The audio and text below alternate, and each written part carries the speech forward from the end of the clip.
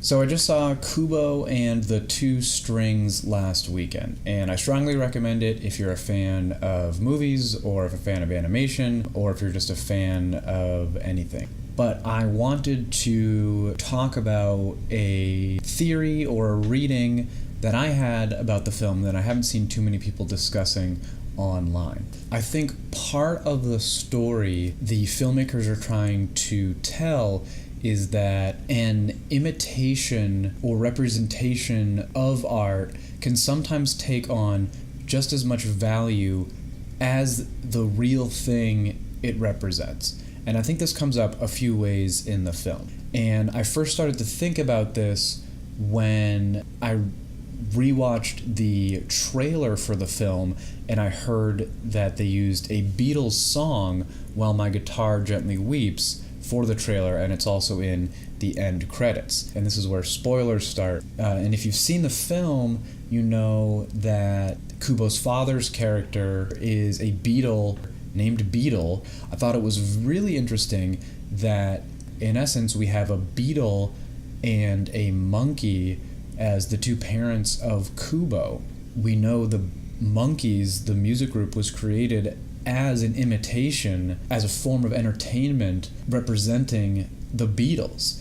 But over time, the Monkees grew to be just as popular, if not more popular for a brief period of time, than the Beatles themselves. So we see the way this comes up in the film, where Kubo's mother is essentially the conduit or the storyteller for how Kubo gets all the information about his father.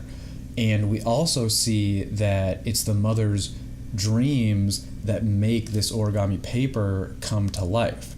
So essentially Kubo is taking these dreams into the day, dreams that he fully believes in, and representing these stories to entertain the villagers. And I want to take this point to talk about the origami itself and how this also reflects the imitation of the real. The origami paper itself is flat, shallow, meaningless on its own, but when folded and crafted with care, it takes on a form that represents something in the real world. So we have, even in Kubo's performance, which at face value is nothing more than blank paper, but when Kubo puts the care and love and attention, he can craft it into things that not only represent things in the real world, but actually provide value and help him along his journey. I also think that Laika is using this message to make a statement about animation and perhaps stop motion animation as a whole. So in essence, animation is an imitation or a representation of the real, and stop motion animation is an extremely limited interpretation of animation. So I think what Laika is trying to show is that even within the limited confines of their form of imitation, with care and with craftsmanship, they can still create art that has value.